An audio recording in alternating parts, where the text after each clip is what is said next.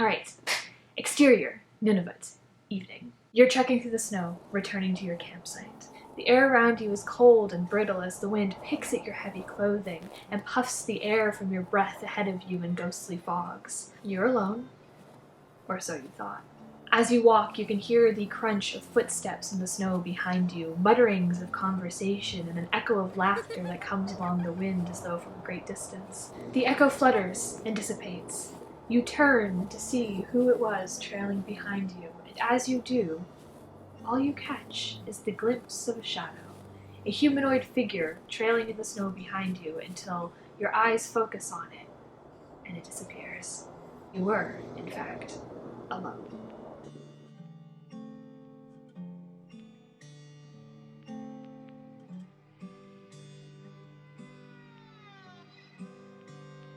Hey Kenzie! So I'm sure you remember way back in August of 2018 when we did a feature series on the Hat Man.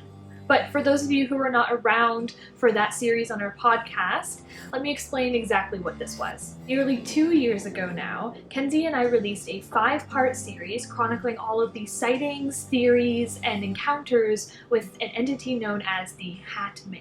I will put a link to the first episode of that series in the description below, so you can go and take a look at that if you haven't listened to it already. But in the meantime, all you need to know is that we kicked off that journey with a discussion on a phenomenon and entity called the Shadow People. In relation to stories like the Hat Man and other malevolent encounters and entities, shadow people tend to manifest as a relatively scary component to human folklore. These forms appear everywhere and can only be seen out of the corner of your eye, and tend to move across rooms and through spaces in very jerky, glitchy movements, as though they can't quite get a hold on the material plane. They can often manifest while you sleep, usually watching from the side of your bed, but in some cases also manifesting on top of your chest and sitting on it so that you cannot breathe. We talked at length about several causes for phenomena such as these, including a few psychologically based reasons to do with hallucinations, but the bottom line in every case remained the same. The shadow people are a phenomenon experienced by people in cultures across the world. Today, I'm going to tell you about a manifestation of the shadow people from Canada's north, which is a story that we actually didn't cover on the show originally. In fact, I think the reason we didn't do this is because this story stands out in a very different way. This particular myth was able to slip under our radar when we were doing our research on the shadow people, because this one isn't malevolent at all. And after more than a few episodes on this channel covering topics that will creep you down to your bones, I think it's time for a more pleasant, comfortable piece of mythology. So, you are traveling with me today to one of Canada's northern territories, Nunavut. Nunavut is the newest and largest territory of Canada, characterized by its sparsely settled regions and remote beauty. It is also home to some of the richest and most interesting pieces of lore that this country has to offer. Today's peek into the world of Inuit mythology is one of the most charmingly benevolent tales that I've come across over the course of this channel and show, the Taqriaqsuit, otherwise known as Nunavut's shadow people. Now, I will pause here to say that I researched the hell out of the pronunciation of Taqriaqsuit, and I'm still not 100% sure that I have it correct. So, if it sounds wrong and you know better, please bear with me. I am trying my best, but feel free to email us or comment below with the correct way to pronounce it, and I will correct myself in the next video that I upload. Moving on.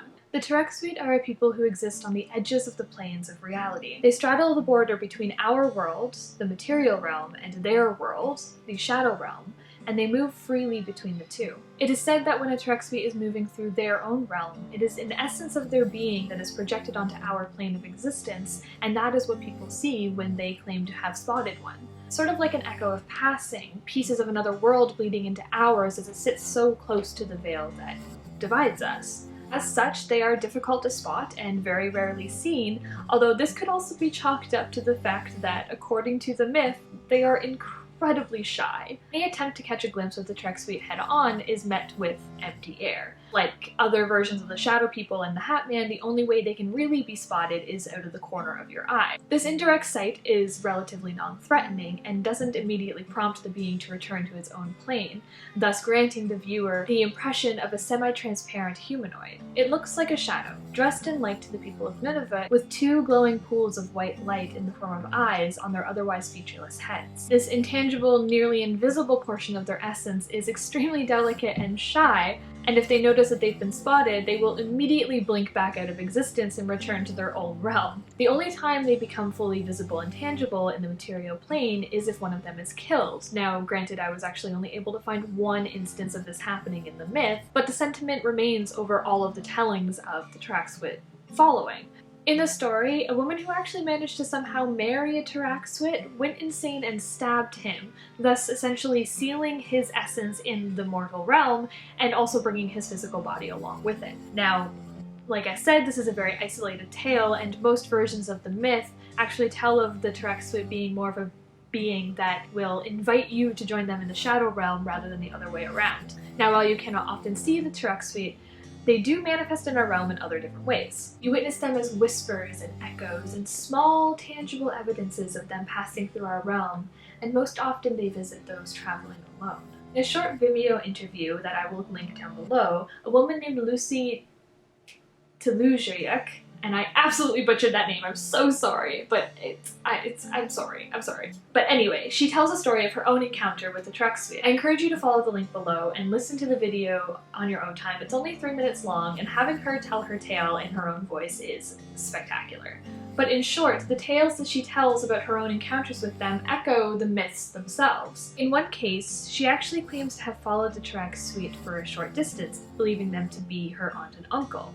But when she heard a voice in her head saying, "Don't go far by yourself," she turned back to camp to find that her aunt and uncle had been there the entire time. In tales such as this, we may find evidence of the myth of the Taqriaqsuit existing in order to warn children away from wandering too far on their own. However, by most accounts, it seems that they simply live peacefully next to us. A clear perception of both realms allows them to travel freely, visiting their own realm and residents of our realm alike, and they don't really cause any mischief, or if they do, it's very minor. For the most part, it looks like they just want to coexist with humanity on the material realm. They just want an opportunity to live in both their world and ours for absolutely no other reason than the pleasure of being able to do so. They're products of two worlds, non-threatening to humankind, and exist as a gentle and comforting and wonderful tale from Canada's frigid north.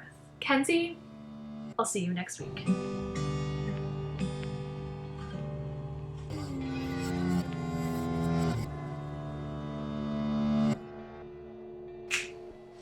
Focus, focus, focus, focus, focus, focus, focus. Focus.